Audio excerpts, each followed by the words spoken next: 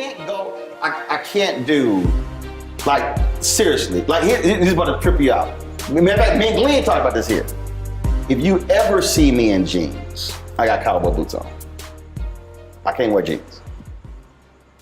I cannot wear jeans. Because? I just can't wear jeans. I've never liked jeans. It's always been slacks. It might be pants. But if I ever have, the only time you will ever see me in jeans is if I'm wearing cowboy boots. Do you ride? Yeah, I haven't ridden in a while, but that's just, yeah. So I wear, I got about 20 You're pair of cowboy appropriately boots. dressed. Yeah, but I don't know what it is. Even when I was in high school, I didn't necessarily like jeans. I got like 2 pair. Now my dad, he got jeans, he's clean pressed. No. Drive my wife crazy because we'll go somewhere and we're like, oh, it's casual. I'm getting dressed. She's like, what you doing? She's like, it's casual. I'm like, hell, this is casual.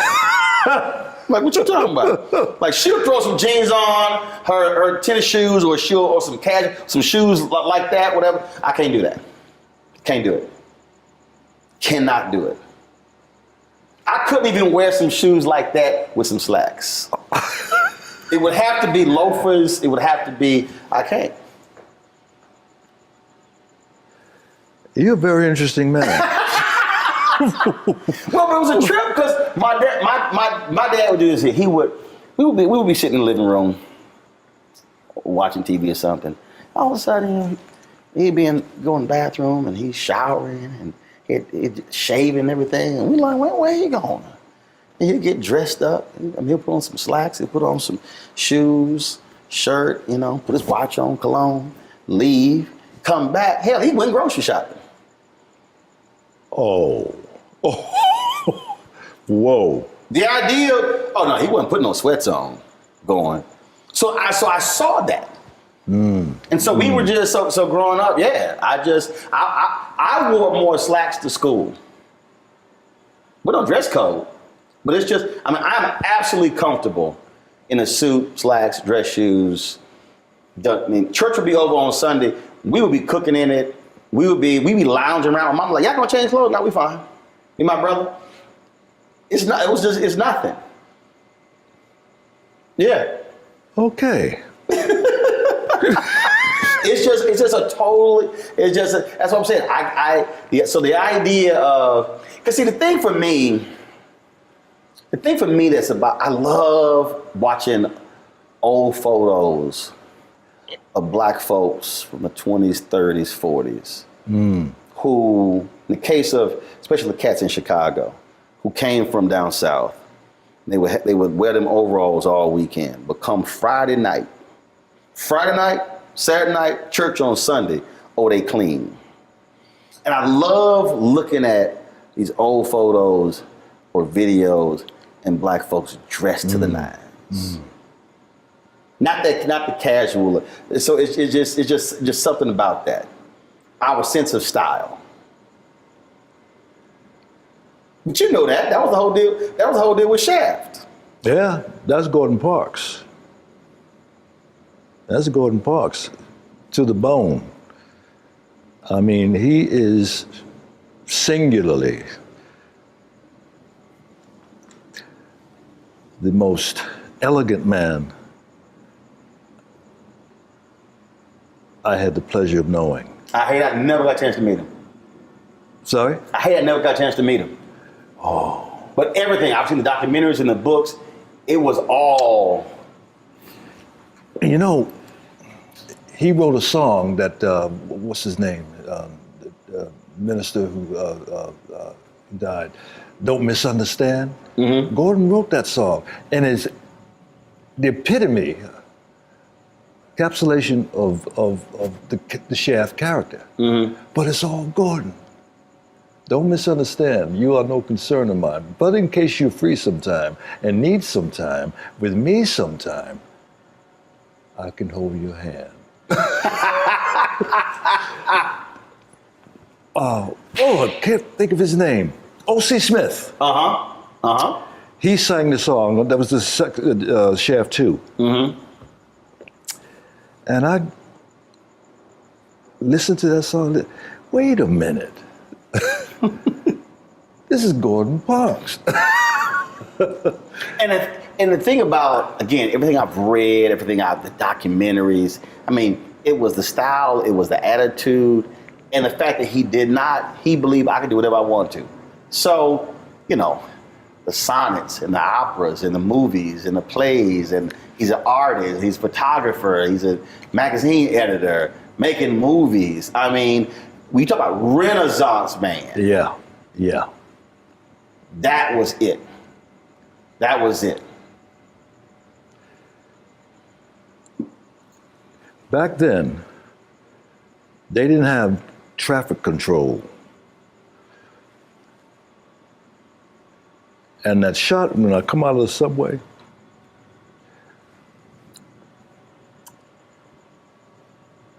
here's what I want you to do. Oh, we got a camera up there. We got a camera up there. And one other. When you come out of that subway stop, and I want you to cross the street, and I want you to own it. You feel me? No, he didn't say feel me. He said, you understand? Yes. Yeah, I want you to own it. So that crossing in that Broadway, that was improvisation when that taxi cab driver honked his horn. It was all in the moment. And I'm so proud of that because he gave me the license. Probably singularly,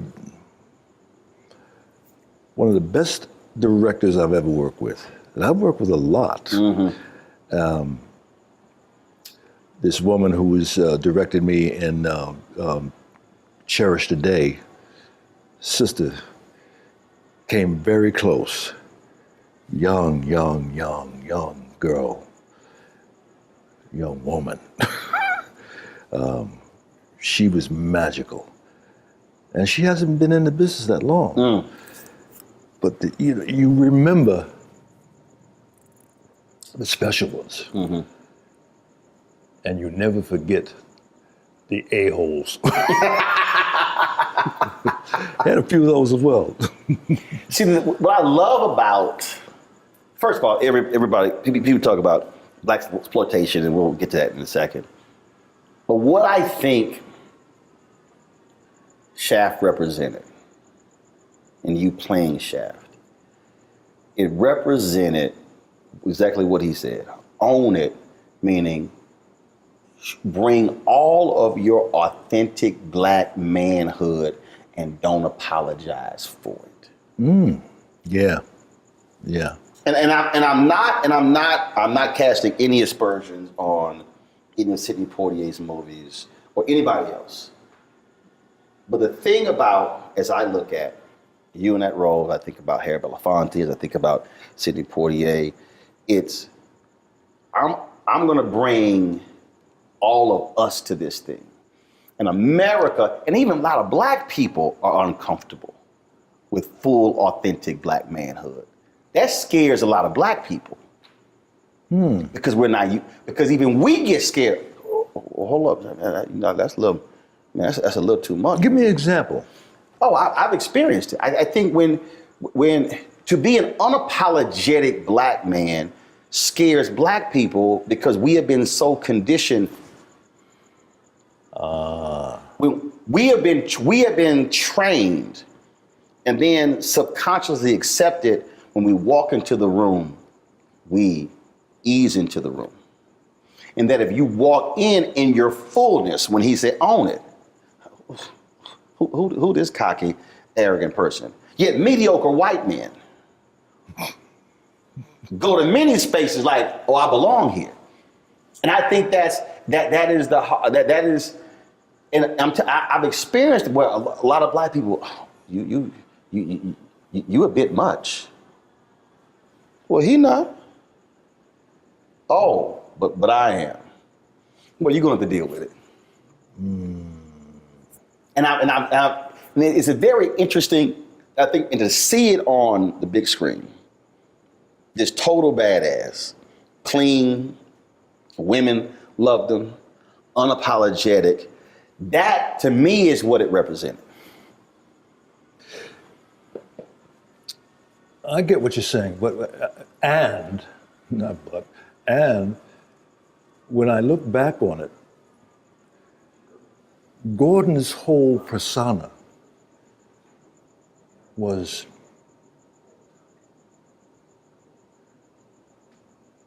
a total at ease with who he was. Yes. That's what you're saying. Yes. Under any circumstances. He belonged in whatever room he was in. Yeah. Because the studio didn't want me to have a mustache. Gordon said, no, you will have a mustache if I gotta paste it on every morning.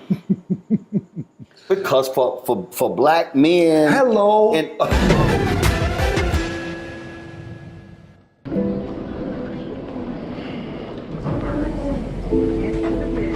Over the window seats. These are the only bins that will accommodate larger rollerboards.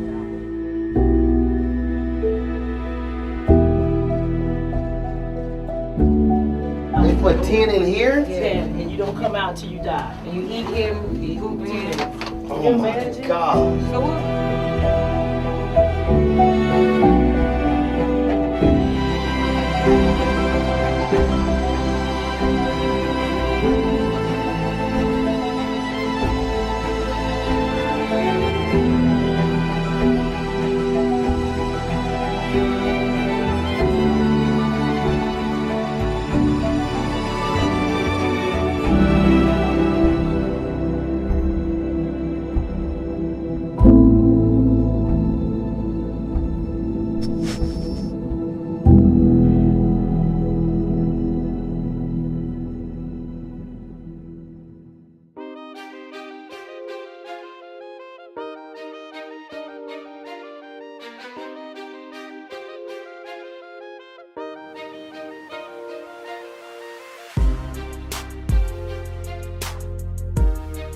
My brother's an Alpha.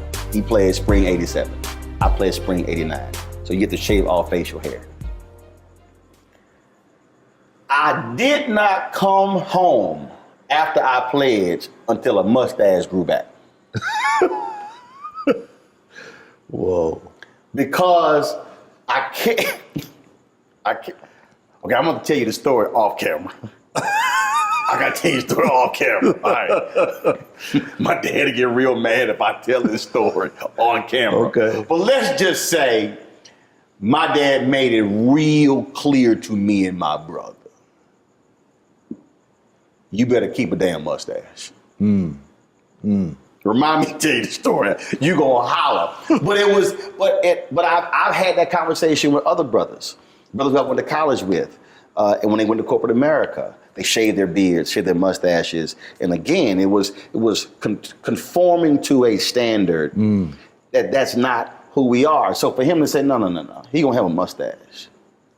That was another signal you are going to accept the fullness of this black man. Absolutely. Now, you said he gave you the license. Was that you? Because even that has defined you. People, oh yeah, that's the bad man. That's the badass right there. Did you have that attitude before, or were you sort of, hey? No. You want me to shave it? I'll shave it. You want me to keep it? I'll keep it. All right, back up. It was only a couple of years ago that I realized that the character Gordon placed on me was Gordon Parks. You know, he's got that bushy. Yes.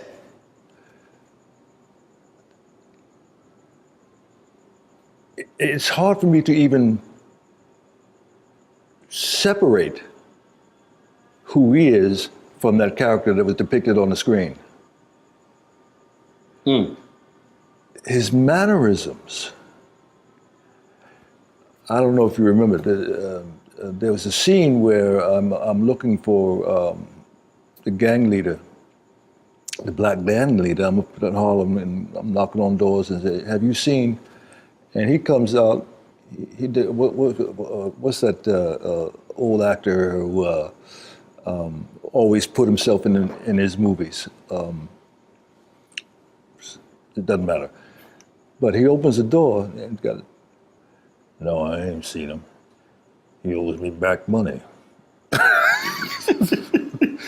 And I looked at that, wait a minute. That is Shaft. You can't separate the two. That's who he is. Gordon Parks. Clean, always clean. Always. Always. Always. That, I still tell the story, and I love when you told me this, how you used to get really upset that people kept calling you that. And your daddy said, I tell people that all the time. I talk about that story all the time. How your daddy was like, please. Basically, son, you tripping. Yep. A lot of people leave this earth not being known for nothing. Shut up. The reason I tell that story, because it's also the influence of a black father on a son. And I talk a lot about my dad. Mom has been in my life. They've been married 54 years. Great, wonderful. But there is something I believe that is different, that is vital. What a dad says to a son, trains a son, raises a son. What was your relationship? My dad, interesting man, deeply religious. I mean, we went from the Union Baptist Church till the church fell apart, and he got in with his sisters, Pentecostal. Later became a Pentecostal preacher. And it's the old thing of Sunday, he went to Sunday school, morning service, went home and came back for BTU. All the experience. Yeah. He was a very strict man, to the degree in which my grandmother, Miss Lucy, lived to be 103 years old. If we did something in the neighborhood, the whole neighborhood knew. Mm-hmm. And she made us go out and get the switch. And she said, you just wait till your daddy gets home. And you like, you got it, you good, like you handling it. My dad would come home and my brother and I'd be upstairs fainting asleep. Never worked. No. Come on down here, boys. We're about to have a party. He called a party? Yeah. Oh, yeah. Yeah, we're about to have a party. Dad, I won't ever do it again, but no.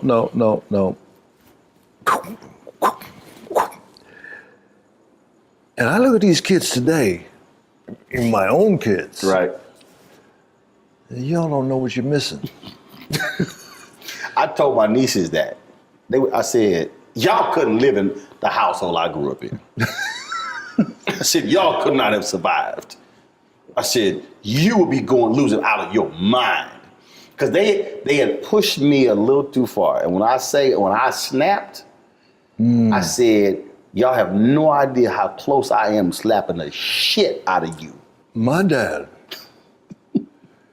when he got upset, he couldn't talk. The Watkins man came to the door one day, knocked once and opened the door and said,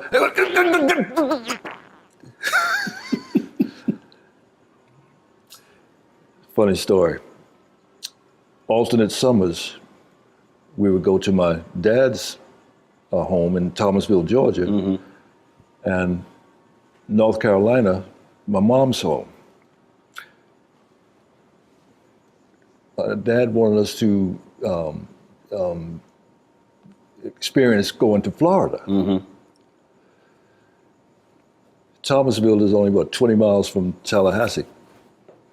So my cousin, my brother, my sister, my mom and dad, we get in the car, we go to Thomasville, to Tallahassee.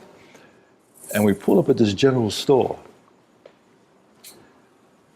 And this white kid is riding a bike on the wooden planks in front of the store. And Terry gets out of the car and walks up to the kid, said, "Can I ride your bike?" And the kid look at him like, he didn't say anything. "Now come on, just have a ride." Terry takes the bike and is just about to get on it. And my dad come flying out the door, grabbed up Terry, put him in the car. I don't know how fast we got back to Thomasville. But you just don't understand. We are not in New Rochelle. We are in the South. We didn't know what that was all about. But to see him, we knew when he was upset. Right.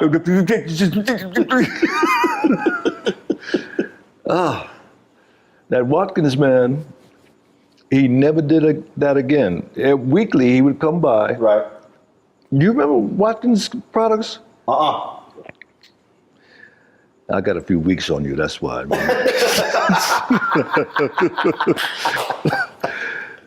But that was part of the neighborhood. The Watermelon Man, the Good Humor Man, the Watkins Man. Weekly would come by trying to sell hair products and Vaselines and everything. I had a pretty good growing up. How did you decide to say, all right, I'm gonna become an ebony model? No, I didn't get a vote on that.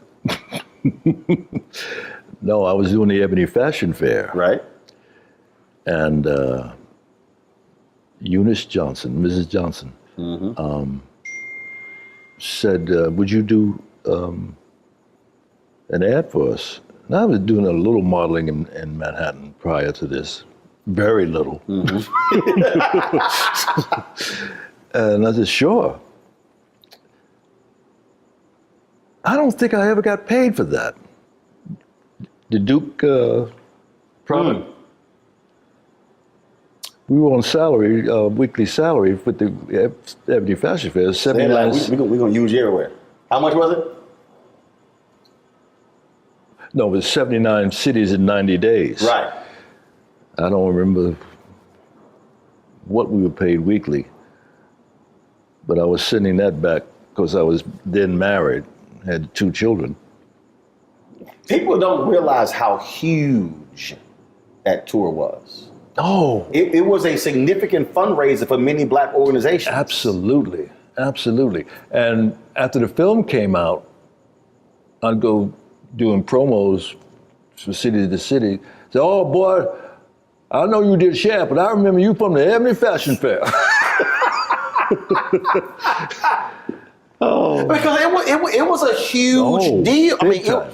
Look, obviously people today don't understand because you see everything on television, but the reality is when Ebony Fashion Fair, when that tour came to that city, especially mid-sized, small cities, it was the event of the year. Yeah. And then bringing these fashions from these African designers, the African Americans, these European designers from Paris, couture. I mean, it was a huge event. Yeah. And folk came dressed up. Yes. It was an event. I remember when we hit New York at the Hilton Hotel. I mean, as far as you could see, dressed to the nines. Oh, it was awesome. It was awesome. I loved it. Pull up a chair, take your seat. The Black Tape with me, Dr. Greg Carr, here on the Black Star Network. Every week, we'll take a deeper dive into the world we're living in. Join the conversation only on the Black Star Network.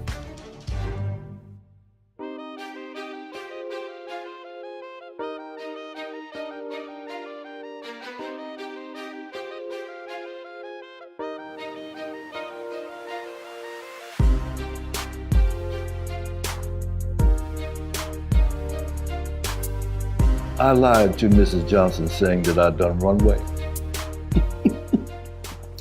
We had dress rehearsal, more or less, in Gary, Indiana. Mm-hmm. And I'm watching the girls go out and they go midway and turn around and go to the end, turn around and come back. I said, I can do that. Like they're still walking. But I can't do it like they do it. Right. To this day, I don't know what I did, but when I came out, went down to the end of the ramp, the place went crazy. Oh, I like this. That was a monumental moment for me. Mm-hmm. And it wasn't until I got out in California at the end of the tour, Cosby threw a party for the Ebony Fashion Fair models. And during the course of the evening, we got to talking. And he says, so what are you going to do now? Well, I'm going to become an actor.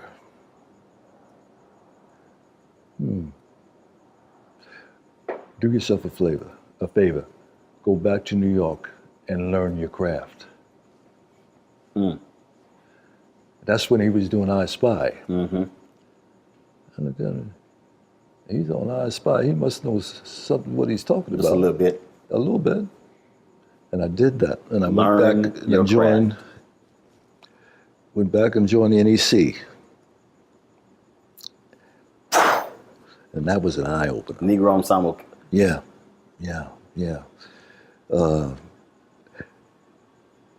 Robert Hooks. I finally got to be participant in the company. That brings another funny story. It was a 3-hour play, and I only had one word in the entire show. Right! Esther Roll, bless her heart. She's sitting next to me, right? And I guess I'd zoned out, and she went, right! Just had one word. Every time I saw this woman, she said, you need a punch? I guessed it on that show once. Oh, Roundtree, you need a punch? But see, that phrase right there, I think it's the reason that is so important. Because it's crazy.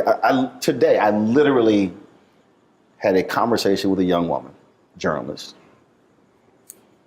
And it's interesting because I have more sisters who reach out to me for advice and counsel on their career than brothers. It's very interesting. The sisters are like, yo, they will soak up the knowledge. Very few brothers call. And she called me and we were talking and I said, lost the last job, the last 2 jobs. BS with both. I said, look, get in. I don't care. I don't care about other people. I don't care about their own drama. I said, focus on your skill set. Focus on your weaknesses. I said, identify all your weaknesses. Focus on that. I said, don't focus on your strengths. I said, because your whole goal is to take away if anyone's doubting what you can do, remove all your weaknesses. or minimize them as best that you can. And it's amazing how many people don't focus on the craft. It's not who sees you in airports. It's not who sees you. Because then they always go, man, I want to do what you do. But do you want to do what I did? Yeah. And that's the craft. That's literally watching the video and playing it back. What was your hand position? What were your facial expressions? What did you look like? Were you going to sleep? Were you bored? How were you sitting? How are you asking questions? Studying the craft.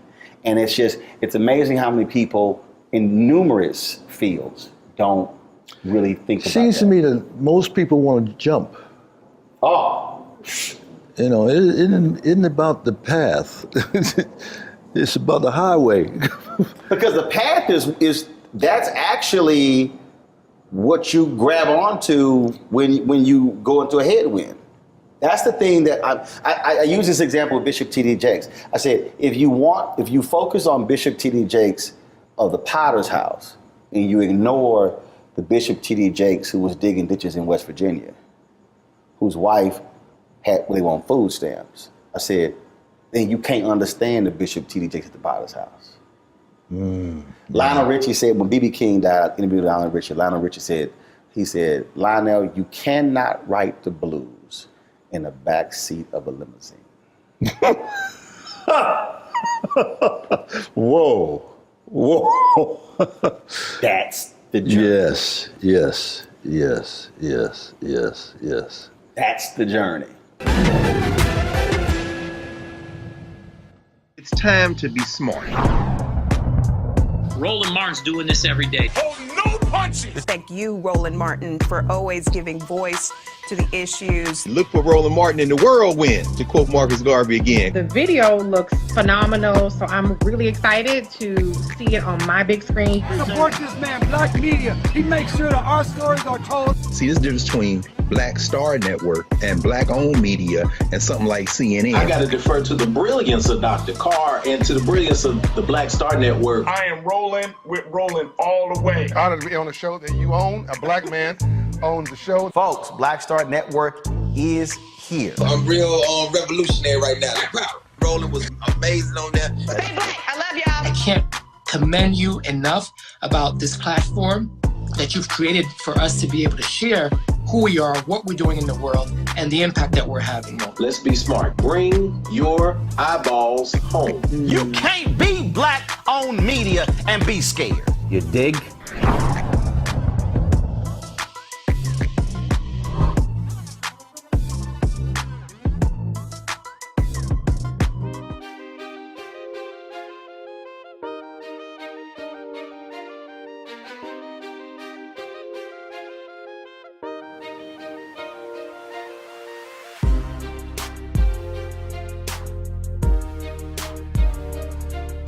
See, you guys, Shaft was what, 72? 71. 71. So you had been acting for how long before that? 66 or 67. That's a 4 or 5 year period of sitting with others, learning and watching.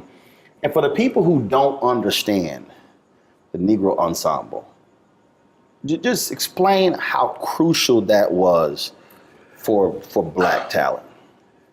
I got to see Denise Nichols, the brother who was in Shaft, Moses Gunn, the brother who won the Academy Award for Soldier Story. Howard Rollins. No. A Soldier Story. No. You mean Officer and Gentleman? Not Luke Gossett. No. A Soldier Story.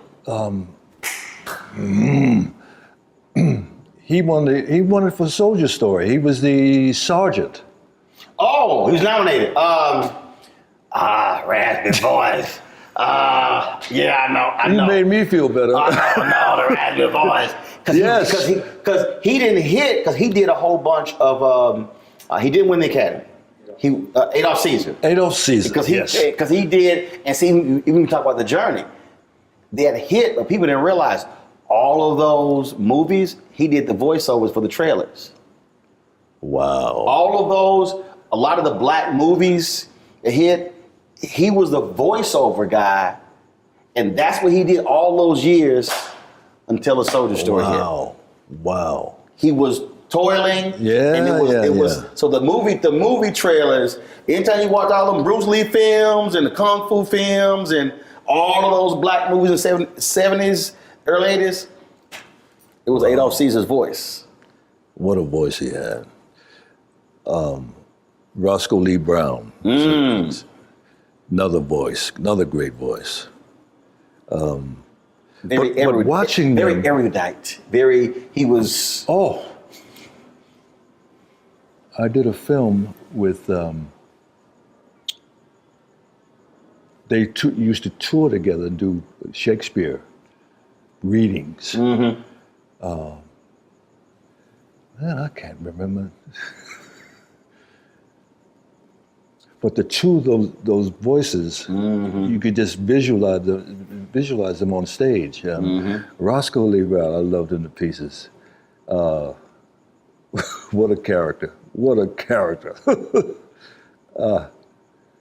I was going somewhere with this. Negro Ensemble, how seeing vital it was. The pros really do it. And watching them, and, that's what this is about.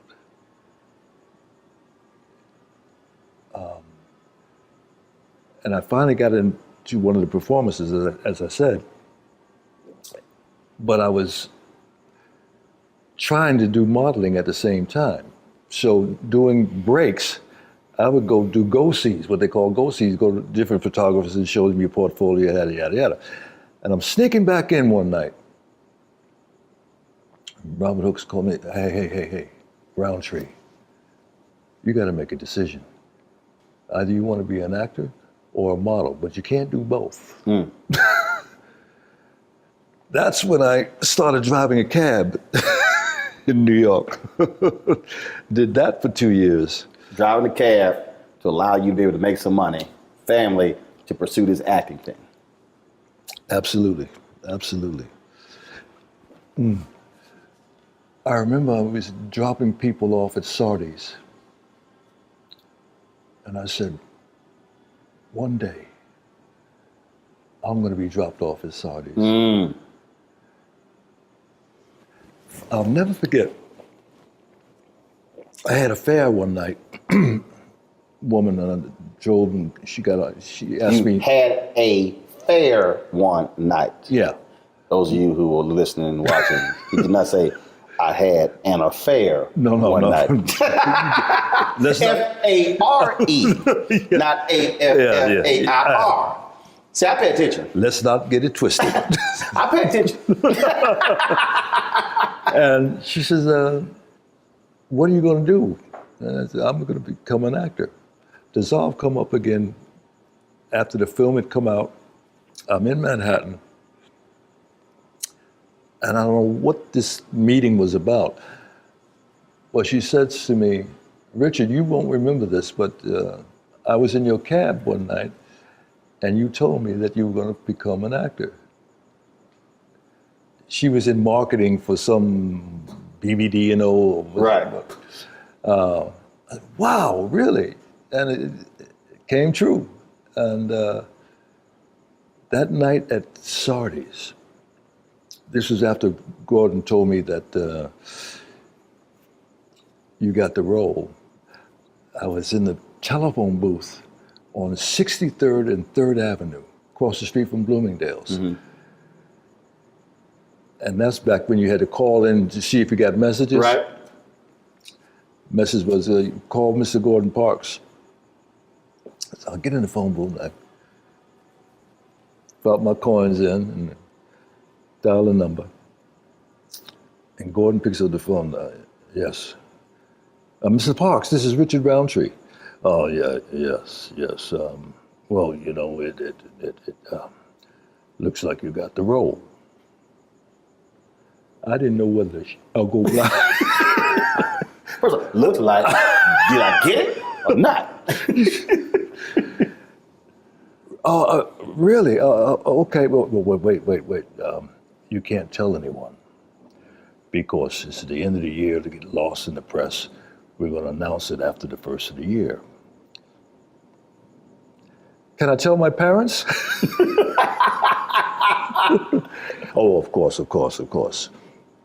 Hung up the phone, and I'm walking around town, and my fellow actors and models are saying, hey, you know what? Tree, I think I might have gotten that role.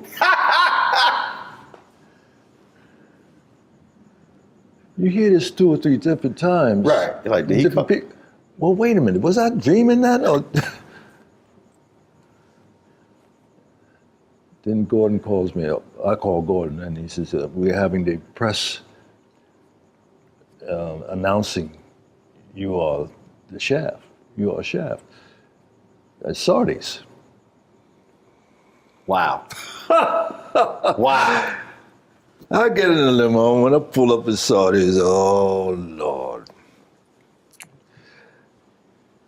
What we used to call, I'm shitting in high cotton. Yes, in high cotton, yes. I get out, and all the press is there, and the actors, and I walk in, and Gordon announces, yes, this is Richard Roundtree, and he's going to play the character Shaft. Oh, magic. I got to share this with you. Miss Lucy, my grandmother,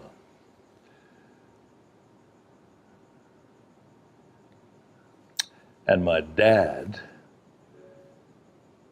came down to the hotel prior to us going to the theater that night, saying why he couldn't attend the screening, the premiere.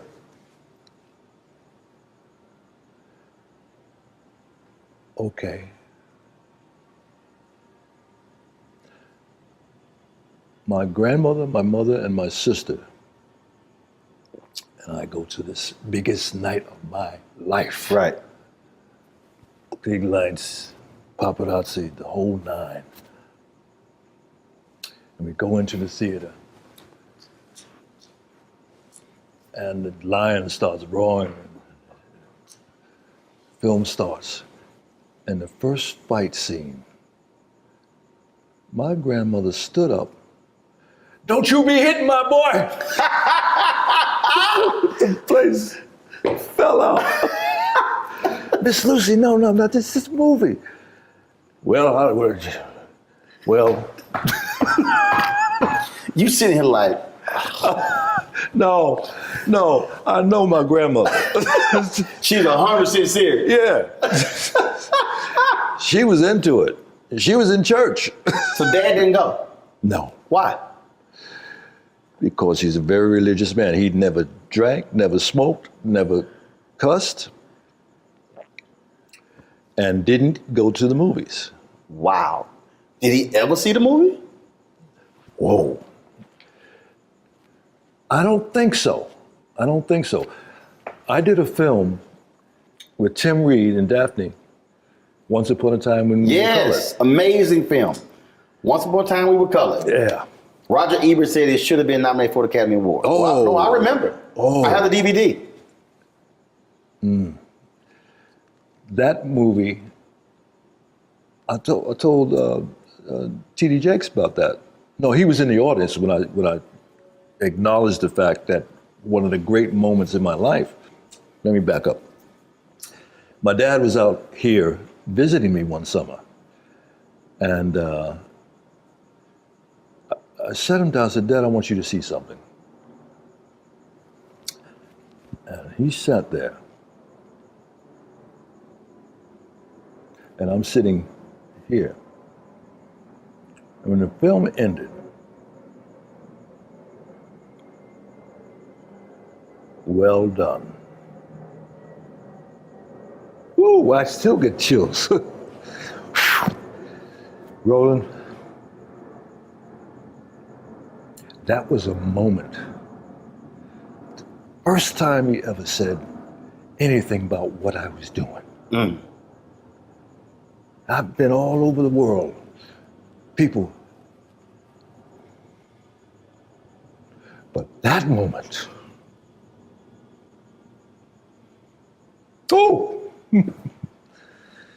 Johnny Roundtree said, well done.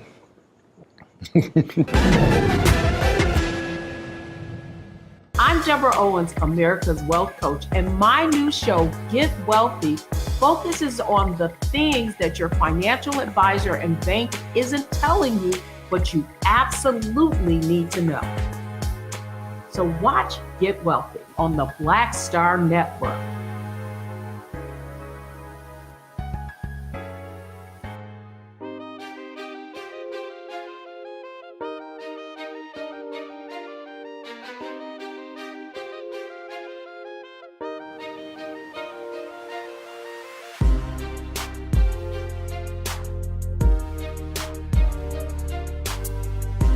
There's something special when the folks who birth you get to see the fruits of their labor. And not just see your work, but also to see how others respond to the work. For me, my dad sent me a similar text a few weeks ago. Watch the show every night. It's a news show. Yeah, he watches it every night, of course. If he misses the show, he gets caught up on the replay. He watched every show. He'll call me, tell me, don't put that person back on, she's stupid. I don't know what the hell this dude was talking about. Way to kick his ass, son, way to kick his ass. He do cuss. He don't cuss a lot. I cuss way more than him. But one of the joys for me is to get to bring them into my world and to actually meet people, see people, to experience all of that. Because, and I don't have biological children, you have children, even with the nieces I've raised. It's all that you invested, all those weapons, all those lessons, all those things, to see it actually pay off. Yeah.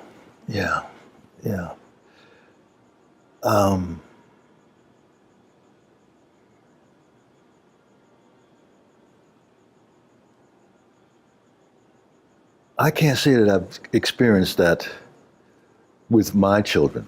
To my dismay.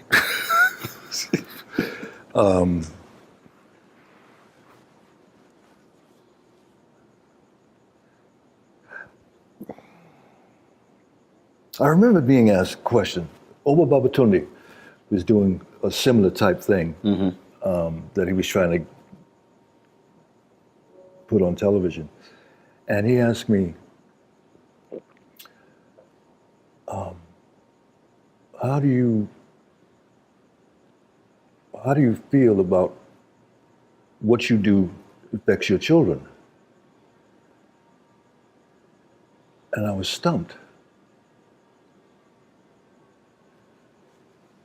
The only one, my oldest daughter, who is going for her doctorate degree in race and ethnic studies? Yes. And she is so excited about it, and I'm excited for her. She was interviewed for a documentary that I did a couple of years ago now. I didn't know how much attention she paid. And she just, well, my dad, oh, yeah, okay. And she's the only one of 5. I don't know if I should say that. That calls me up just to call me up and doesn't ask for anything.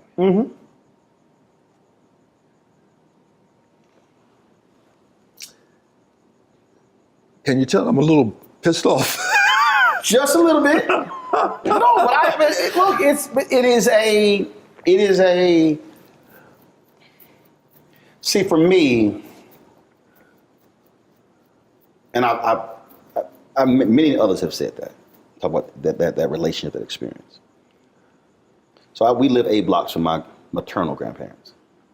So I was with my grandmother, grandfather every day, almost first 15 years of my life till my grandfather passed. So the Catholic church we grew up in was founded in their living room. Nearly all our family went there. Every Sunday, it was 30, 40, 50, 60 people. Was it what? It was 30, 40, 50, 60 people at their house. I mean, because they had 8 children, 42 grandkids, like 70, 80 great-grandkids, like 120 great-great. I mean, just we got a huge family. So family matters. And when I talk to people, like it's amazing when I talk to folks and they say, yeah, I haven't seen my brother in 12 years. I haven't talked to so-and-so. That's foreign to me because of how we were raised. Right. And it's like if I go 3 months, like, hold on, what's going on? So my schedule gets crazy. So now, because I can, and they're retired, I'm like, all right, I fly y'all Virginia. They were with me for 7 weeks. No reason at all. They came 3 weeks. They still work elections. So they were like, look, we gotta go back and work an election. So flew back to work the election, came back for like another 4 weeks. And just hanging. No in particular, just at the house, chilling. Dad would cook every day. Mom, she be doing her stuff. And he just going places, watching TV, just being around, hanging around. And just, and other people, and it's interesting, it's very interesting. I talk to other people and they're like, oh, I talk to my mom and my dad, they have these long conversations. I don't have those. I just call, yo, what y'all doing? We just talk whatever. But even when I bring, it's just like, yo, it's just being present. It's just being here. We don't have to do something. We don't have to go anywhere. It's like, people are like, what are y'all doing? We chilling in the house. Well, you know just what? enjoying each other's company. I have to point the finger here for some of that. My upbringing, we weren't physically demonstrative at all. And I always made it a point to be the opposite when I'm present, physically even present. That's right. My dad would call me up a day or two after his birthday. Say, hey son, how you doing? You forget something? Oh, Dad, I'm sorry. Yeah. It's all right. Dissolve, come up, present day. The only time I hear from my kids is when they need something. And it's me also not reaching out my end of the bargain. That's very true. So because as parents, I get it. As parents, you look, you're supposed to call me. But and again, if I go a certain period of time, my dad will call. Son, what you doing? I'm sitting in here. Okay, all right.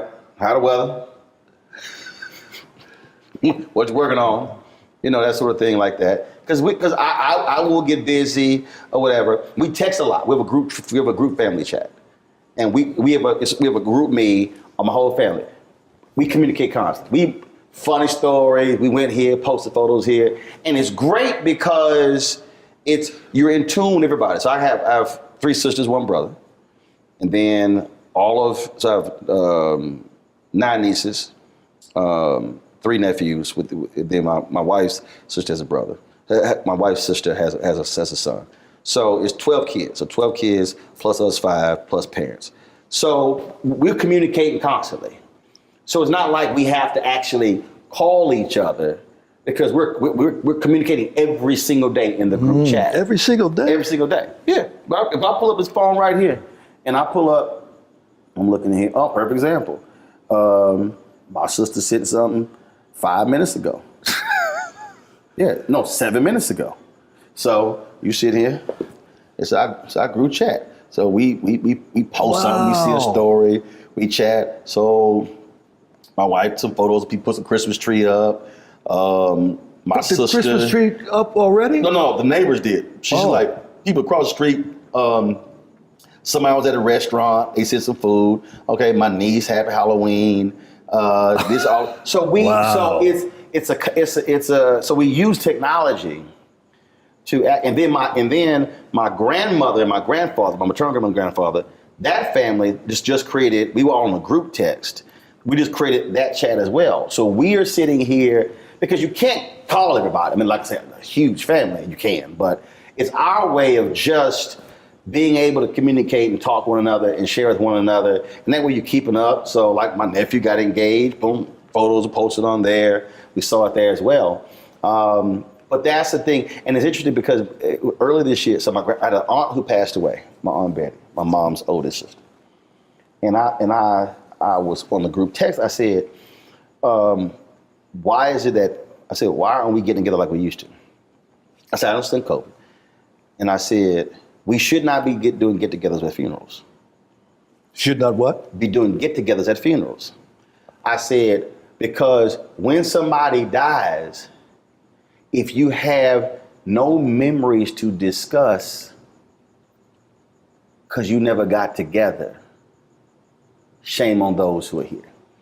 And they were like, well, there's an annual event they have at the Catholic Church we grew up in where they celebrate the founders. I said, that's March.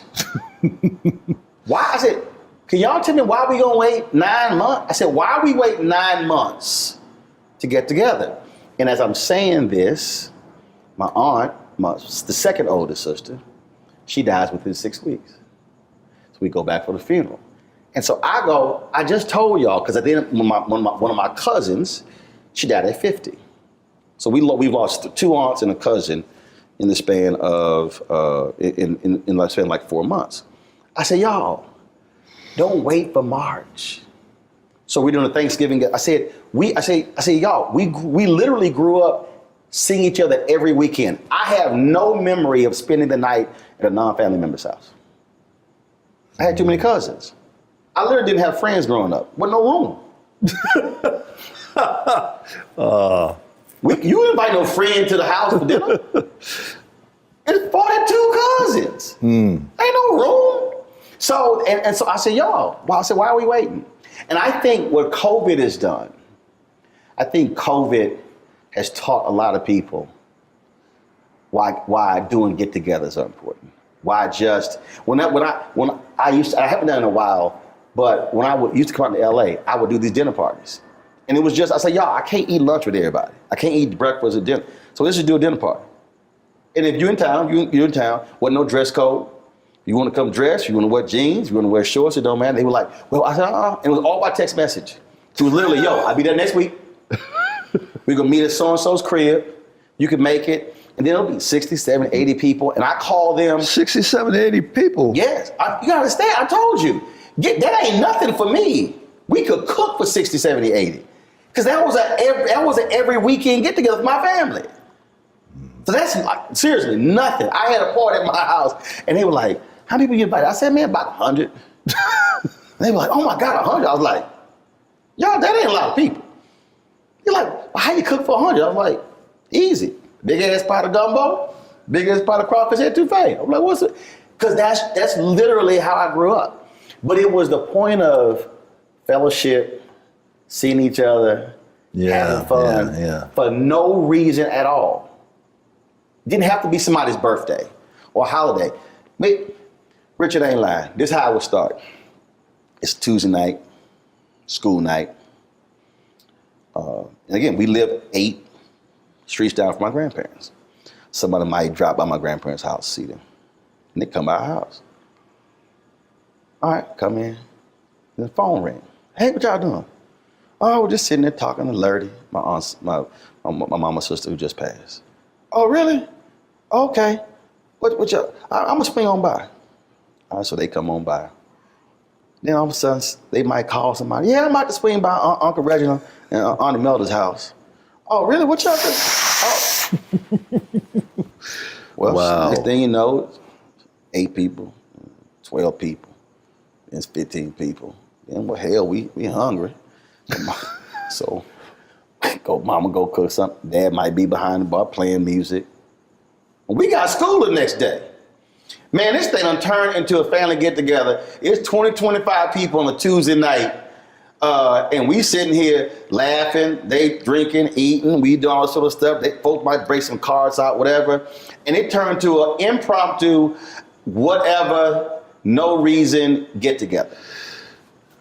Those are the memories that we have when we reflect later in life. Oh, remember that night? Or came by, or just we had them all the time. They were, when I say it was a huge part of my entire upbringing, that was constant.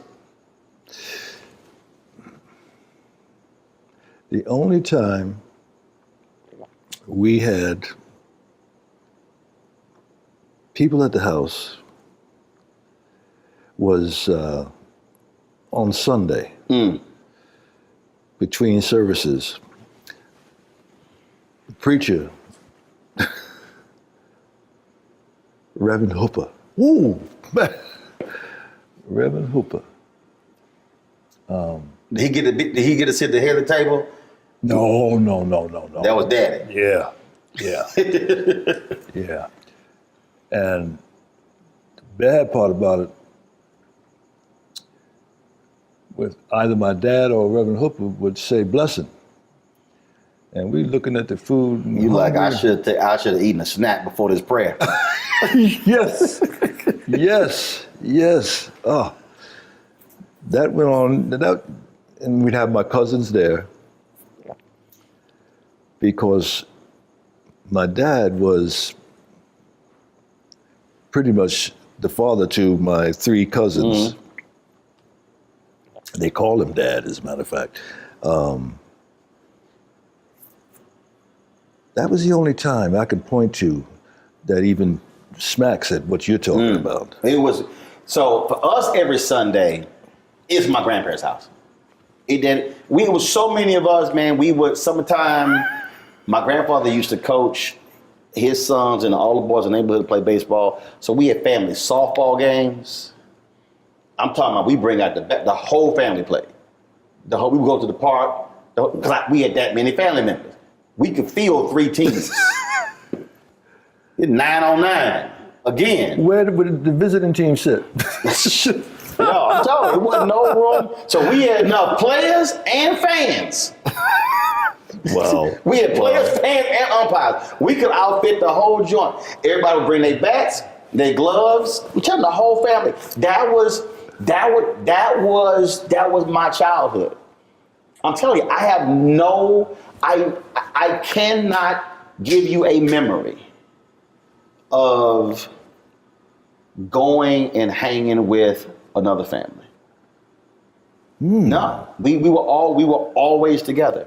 It probably were 2 or 3 parties growing up that we went to. My dad would drop us off, and I remember one time he pulled up and he was like, "Okay, who are these people?" So he went inside. I need to know whose house this is. Whoa.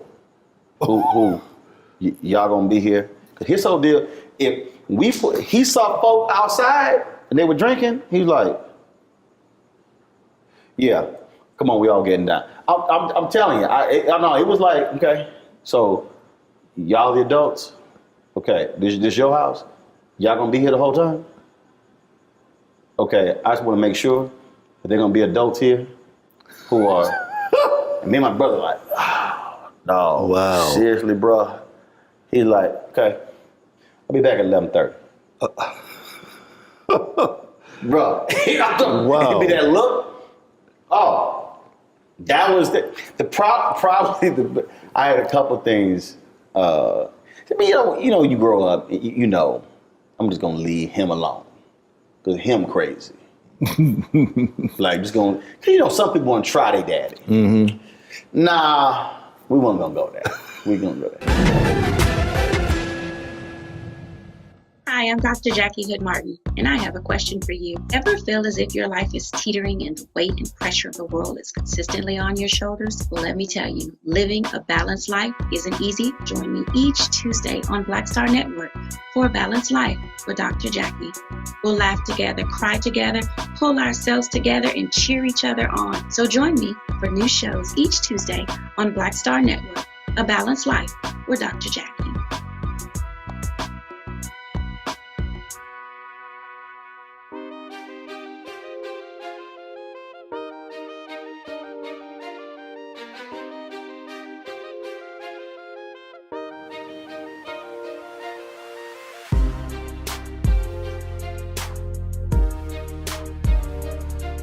We went grocery shopping with my mom and my dad.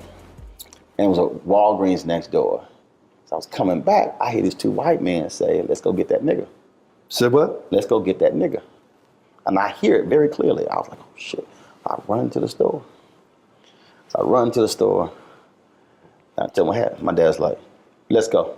Now mind you, my dad was not a hothead, wasn't getting into fights, but if you mess with his family, like, let's go. Mom was like, Reginald, what you doing? Woman!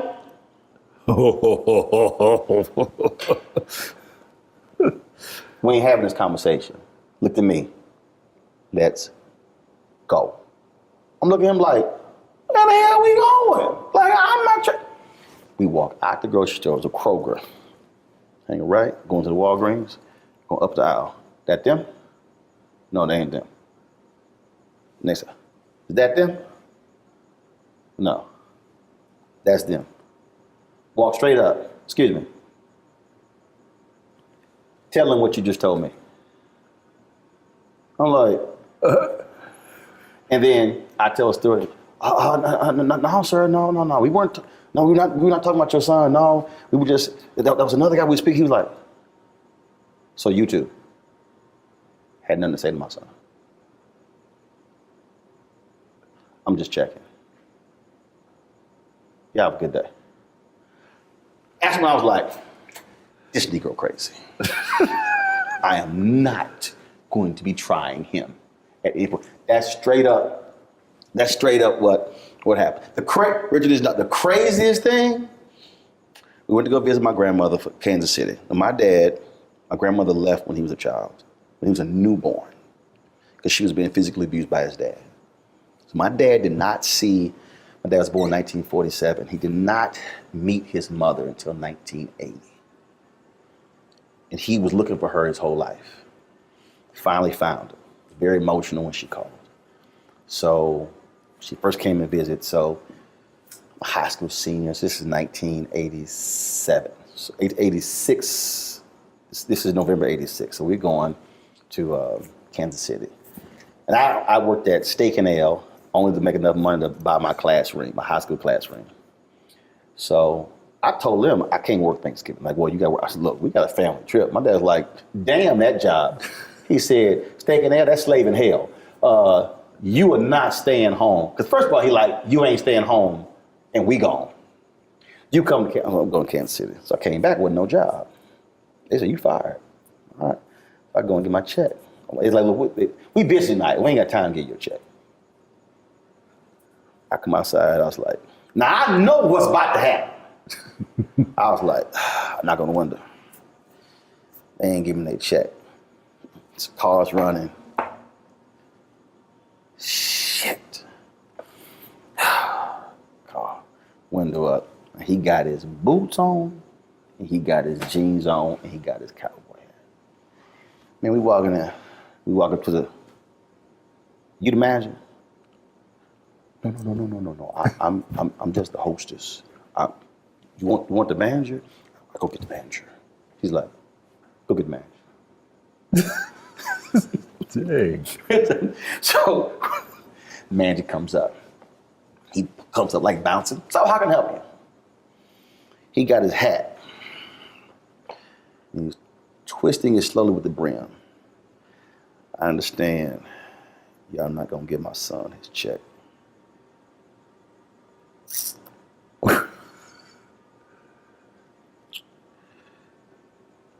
I'm here for his check.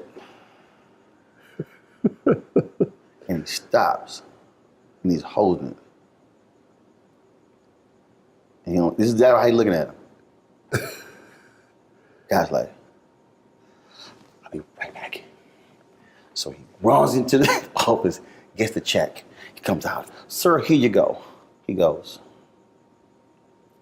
hand it to him. He wouldn't take it. Made him hand it to me.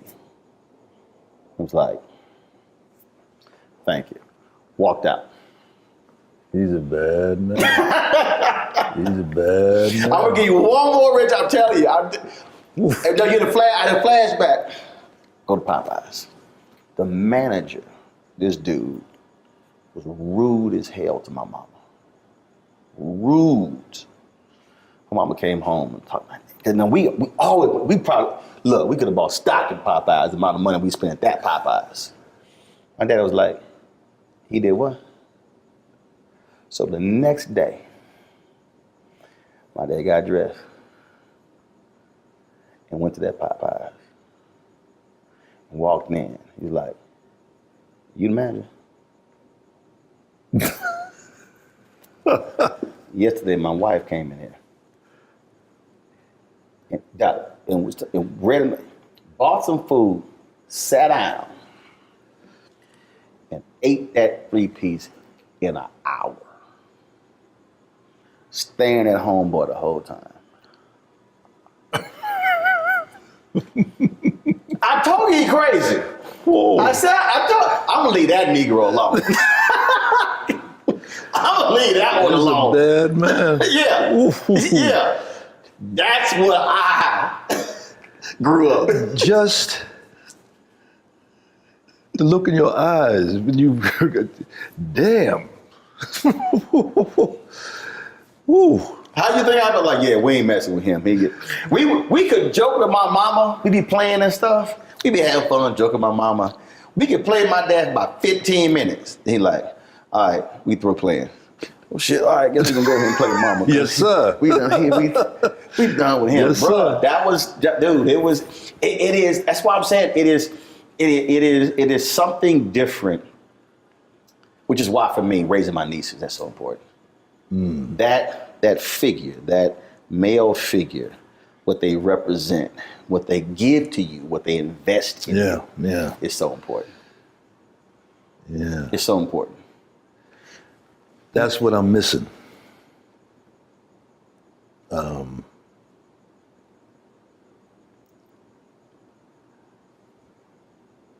too soft.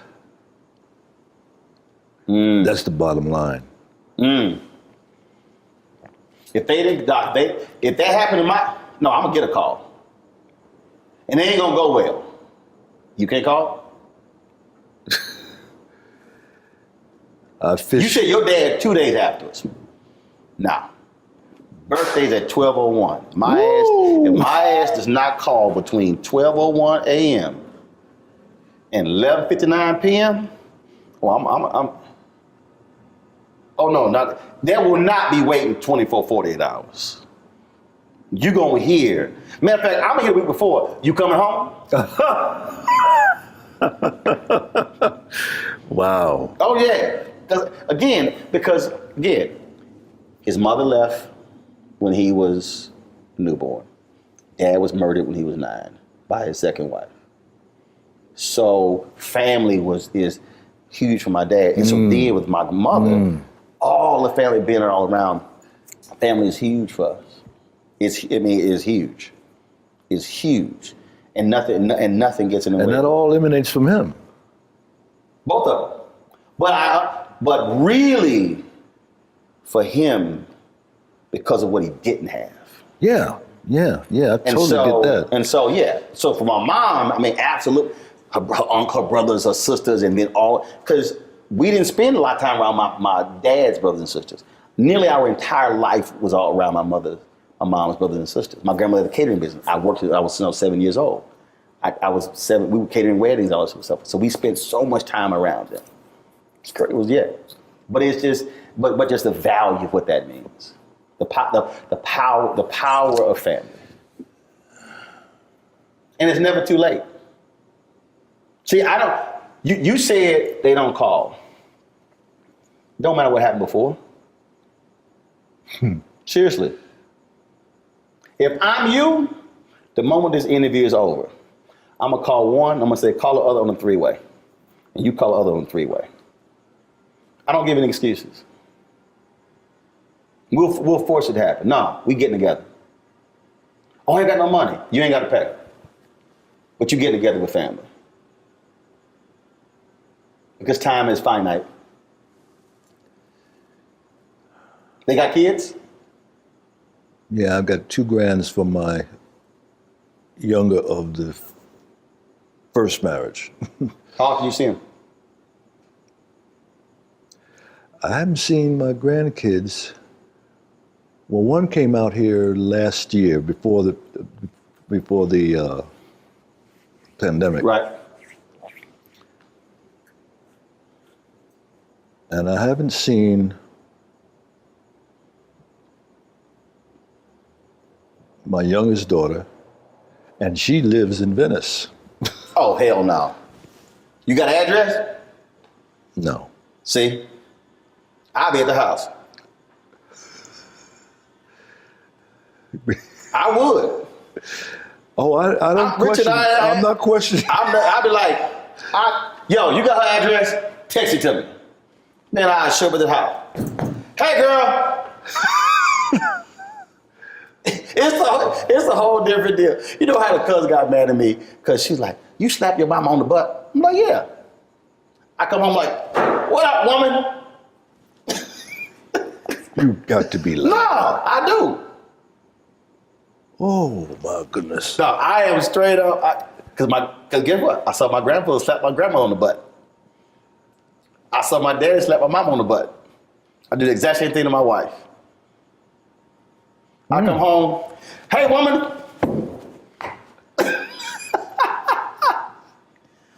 Roland, you crazy. Yeah, of course I am. Everybody in my family know I'm.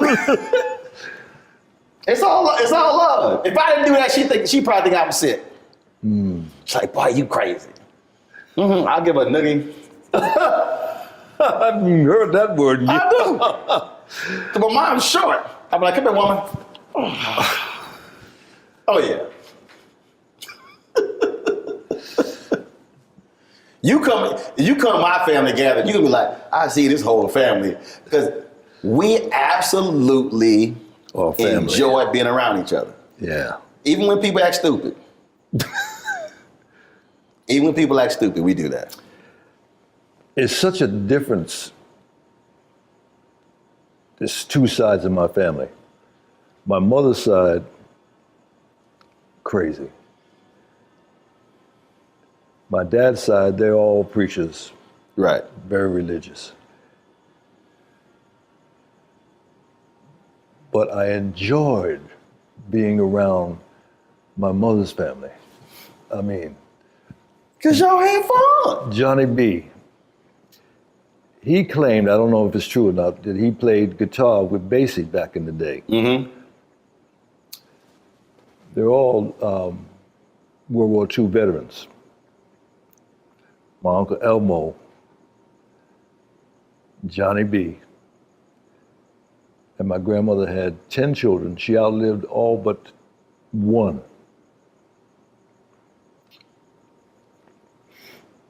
Johnny B. loved the juice. And he was over to dinner at our house one night with his girlfriend. And they both kind of in the bag. And my brother, mischievous as he was, he loosened the cap on the salt. And she took the salt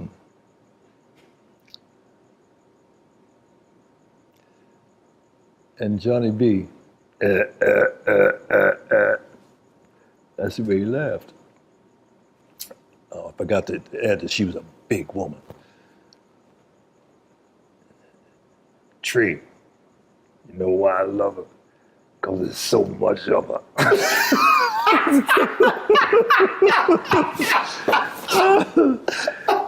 Oh, he was a mess. He was a mess. We're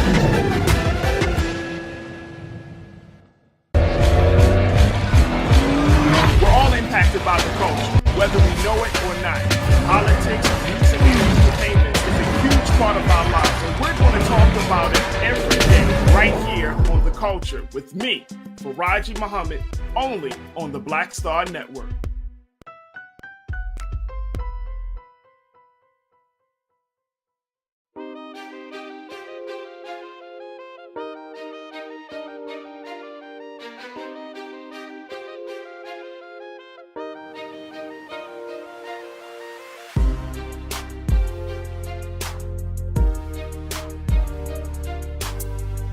When we moved uptown, so to speak, at New Rochelle, I was in high school at this point, but I always kept liquor in the house, right?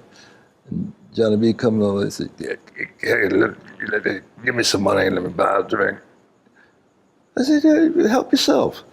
No, I can't drink that stuff. I need some wine. He wouldn't drink the hard liquor. He had to have that. Really? No. Man. That cheap wine. I think the reason I don't drink, because I go with my uncles, my Uncle Warren. Man, my Uncle Warren had a big gulp before 7-Up created the big gulp. Man, my Uncle Warren, I'm telling you, my Uncle Warren would drink, and it was so funny. I'm telling you, growing up was hilarious. Man, again, people just drop by. My dad's like, oh shit, Uncle Warren, man, hide all my damn liquor. I know he gonna drink all my liquor. He go, oh Doc, I had some cousins. My mom baked cakes. She had a cake business. Cousin dropped by, my dad like, oh hell no, hide them damn cakes. Because damn well they been trying to pack all our shit up. I'm telling you, we love family, but it was something, hell no, don't come in here with your own Tupperware thinking you're gonna cut all this food off. We invited you to eat, not everybody who at your house. Dude, I'm telling you, when we get together, man, and start, because everybody know, and see, I remember everything. Oh, we tell all stories. You could use your way. See, look at you. I remember dude, that. I'll be bringing. I'm like, how your ass remember that? I was like, easy. That's why I never drank in my life.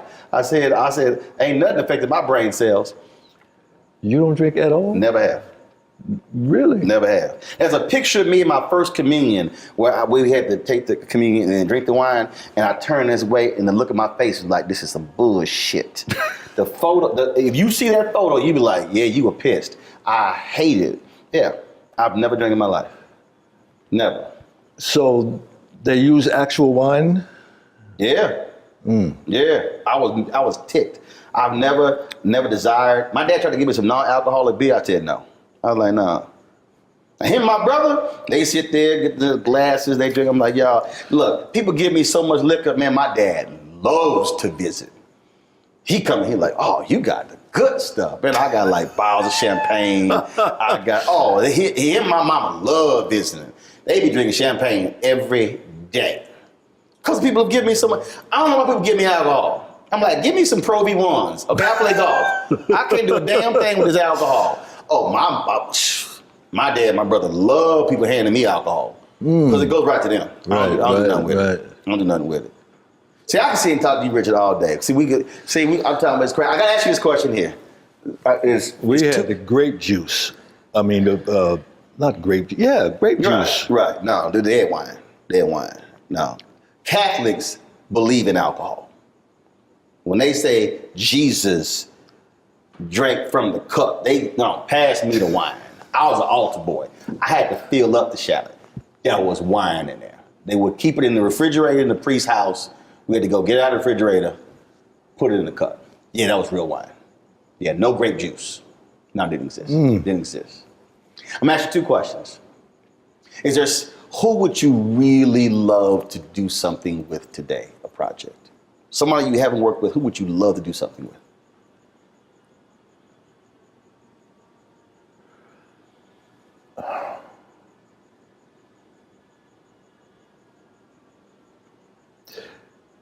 Actor, director, doesn't matter who it is. Black, white, doesn't matter. Interestingly enough, tomorrow I have my first meeting with Jane Fonda. Two OGs. Yep.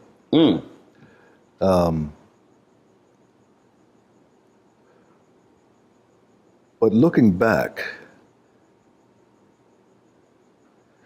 most of the people are not even here anymore. Mm-hmm.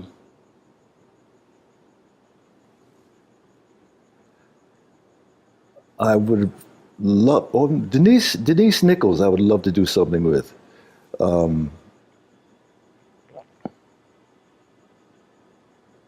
This movie that's out right now, I haven't seen it, The Harder They Fall. Mm-hmm. All the characters, there's a character in there, Jim Beckworth, Mm-hmm. who discovered Beckworth Pass up in Sierra Nevada. I've always wanted to do that character. Mm. And I was so excited to hear that he is one of the characters in The Harder They Fall. Now, you know, Glenn, he said when I asked him this question, he said to do an authentic Western. And he said he's working on it. Give your boy a shout. Give your boy a shout. Yeah. Yeah. He's working. He is one of my heroes. I mean, there's nothing he can't do.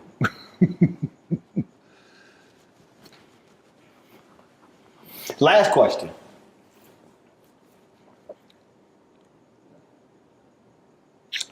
A 100 years from now. 100 years from now. Young person. It's coming across YouTube. They're streaming something. They might see you in Shaft. They might see you on Rock. They might see you Lincoln Heights. They might see you in anything. And if that kid says, who is this Richard Roundtree guy? And they could Google it.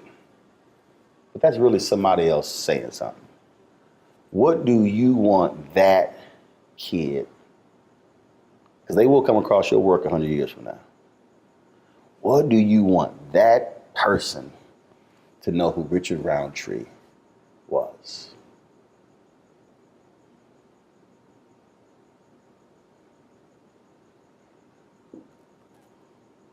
Classic gentleman.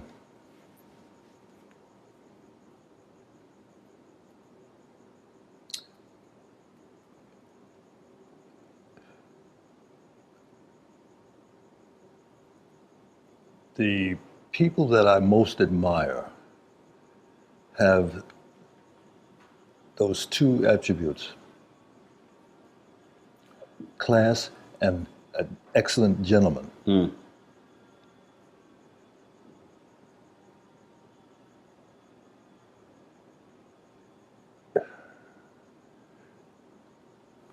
Gordon, Sidney P. There's a innate classiness that you immediately hone in on. Mm-hmm. I'd be proud of that if I had a piece of that. Absolutely. Well, I've been wanting to do this for a long time. We've talked about it. I'm glad that we got a I love chance. sneaking up on you when you. Do you remember that? Yes. I remember that. It was a red carpet. I remember the Icon Man when we had a conversation about, and I had to give y'all this actually happened. I had to give you some advice. Remember, there was a woman you were interested in, but you were a wee bit. You said she was intimidating, and I said, Richard, is she all that? You were like, yes. I said, go for that. Oh, I remember. That was in Atlanta. It was Icon Man here in LA. Remember that dinner? They had us all at the different tables, and they grouped us, and then they said, okay, now it's conversation time. Oh. And then we were talking about, and I was like, hold up. You Shap. I said, he was like, nah, but no, this is a strong sister. It was a really interesting conversation. And so we were going, I was like, Richard, go for that, Richard. Paula Kemp. I don't know. I ain't never met her. But I was like, go for it. Yeah. Yeah. There are times when you feel very confident, and there are times that you're squirmish. And that was one of those times. I don't know about that. No, I can envision you being squirmish. No, because I'm gonna tell you why. There were things, when you talked about doing the opposite of when you see something. There were opportunities that were presented to my parents growing up that for whatever reason, they were afraid to go after. And I said, that will not happen to me. Mm. I literally said, that will not happen. And I was like, what are you doing? There were people who wanted my dad to run for city council in Houston. My dad's like, my parents didn't go to college. We didn't like we had money. Parents never made more than $50,000 combined. But they were so committed to civic duty and purpose that people saw that and it was authentic and they said, you should run. For whatever reason, chose not to. When I was a kid, I was 13, 14, and I saw it and I was like, that will not happen. And my dad introduced me in this church and he's like, I don't know where my son gets it from. I'm like, I get it from my parents. But I decided then, if I want something, I am going after it. And I will be relentless. I'll be fair, I'll be decent, I'll be respectable, but I will be relentless in getting it. Somehow I get that from you. Somehow. Been that way since I was a teen. Been that way since I was a teen. That's what drives me. My brother, great chatting with you. Thank you. And you know, I love your work. It's always good chatting with you. Absolutely. Always. Thank you, brother. Yes, I appreciate sir. it. Appreciate it.